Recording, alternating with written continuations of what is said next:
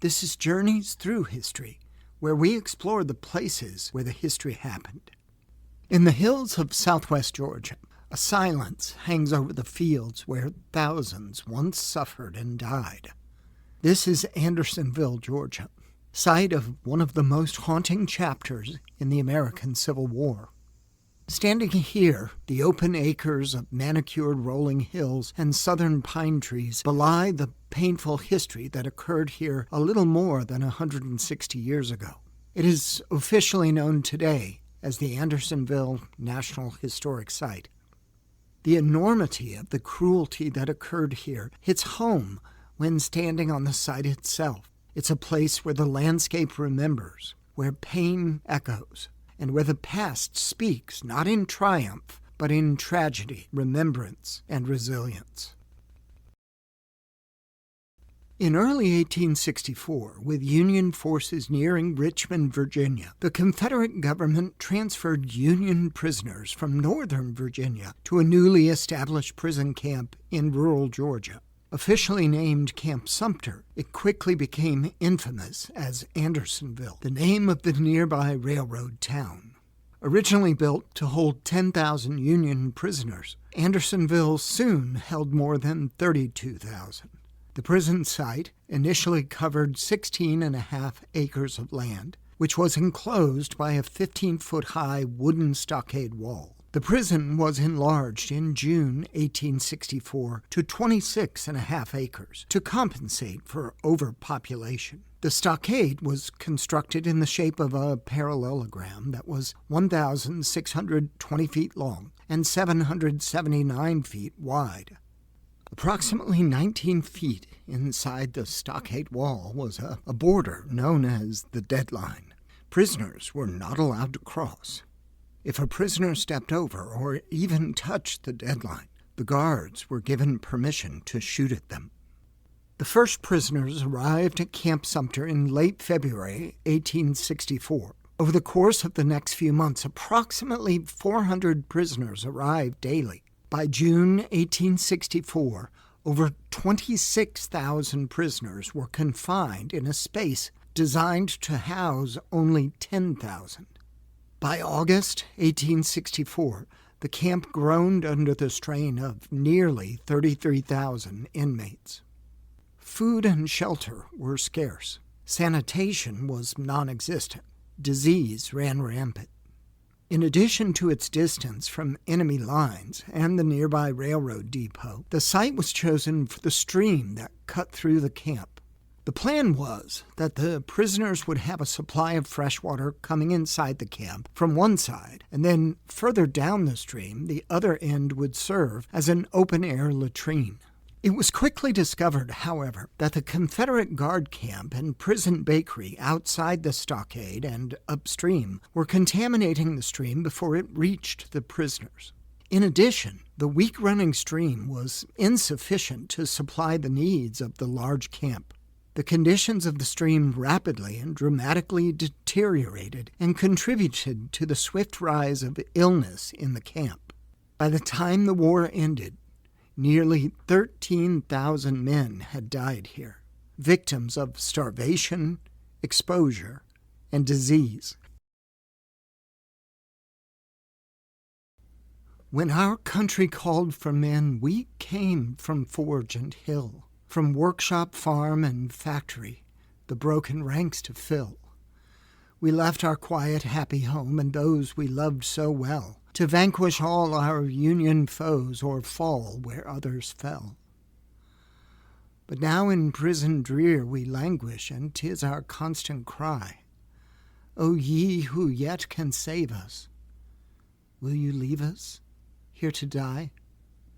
Did the voice of slander tell ye that our hearts were weak with fear? That all or nearly all of us were captured in the rear?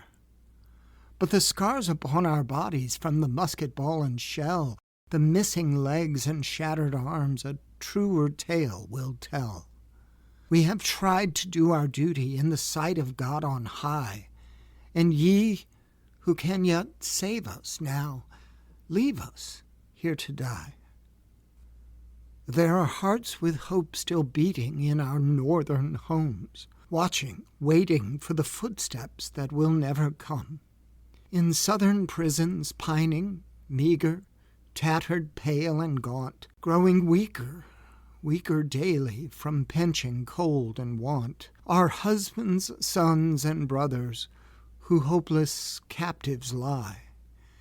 And ye, who yet can save us, will you leave us here to die? From out our prison gate there's a graveyard close at hand, where lay 14,000 Union men beneath a Southern sand, and scores are laid beside them as day succeeds each day. And thus it shall be until we all shall pass away. And the last can say while dying, with upturned glazing eye, both faith and love are dead at home, and they've left us here to die. Walking the historic park today, you'll see where the wooden stockade once stood. Sections of it have been rebuilt, along with watchtowers and the infamous deadline, the boundary inside the walls that prisoners were forbidden to cross under penalty of being shot. The deadline is marked all around the former prison grounds, an ever-present reminder to visitors of the historic site of the no-man's land between the prison's wooden walls and the overcrowded open ground where men lived and died.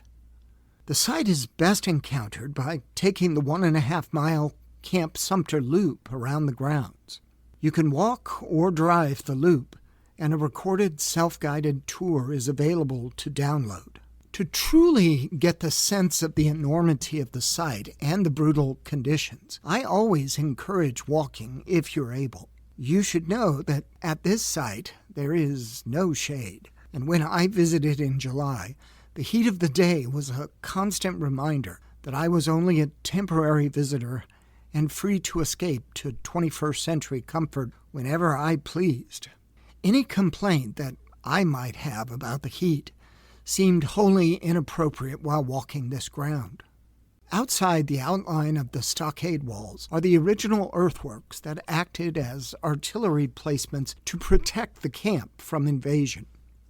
It is not difficult to imagine that in the event of uprising, those guns could easily have been turned on the camp itself. I was truly overwhelmed by the size of the former prison camp. Reading and images, especially drawings from the era, don't do justice to the many acres of now empty land and the rolling topography of the area. Next to the prison site is the Andersonville National Cemetery, established in 1865. It's the final resting place of nearly all the men who died in the camp. Almost 13,000 Union soldiers buried in long rows, now marked with white marble headstones. In 1864, the graves were marked only with undifferentiated wooden stakes. Following the war, and due to efforts largely spearheaded by Clara Barton and her Missing Soldiers Office, the graves were identified and properly acknowledged. The identifications could not have happened but that Barton met Dorrance Atwater, a former POW of Andersonville. Atwater, a member of the 2nd New York Cavalry, was captured in 1863. He spent 8 months in Richmond POW prisons before being transferred to Andersonville. In June 1864, he was detailed to work in the camp hospital, where he recorded the names and grave locations of the deceased. He secretly copied this list and smuggled it out when he was released. Thanks to Dorrance Atwater and Clara Barton, over 95% of the graves were identified and properly marked. The cemetery now includes veterans of every American war from the Civil War to the 21st century. Many years later, those who survived returned to Andersonville with a mission to be certain that the world never forgot what happened here, the cruelty they endured, and the comrades they lost. In 1998, the National Prisoner of War Museum opened on this site, not just to tell the story of Andersonville, but to honor all American POWs, past and present. Inside the visitor center, you'll find first-person accounts, artifacts, artwork, and video interviews with former POWs from World War II, Korea, Vietnam, and more. Andersonville National Historic Site is the only national park serving as a memorial to all American prisoners of war. Once filled with desolation, despair, and death, Andersonville now offers a place for remembrance and reflection. Here, we respectfully remember prisoners of war and honor their courage, service, and sacrifice. It's not easy to visit places like this, but it's important that we do. Visiting these sites and telling these stories preserves their memories and keeps them alive. We must remember the profound wickedness when man commits unspeakable cruelty to man. Places like Andersonville remind us of what happens when humanity fails. But it can also remind us how dignity and compassion can survive even the darkest moments.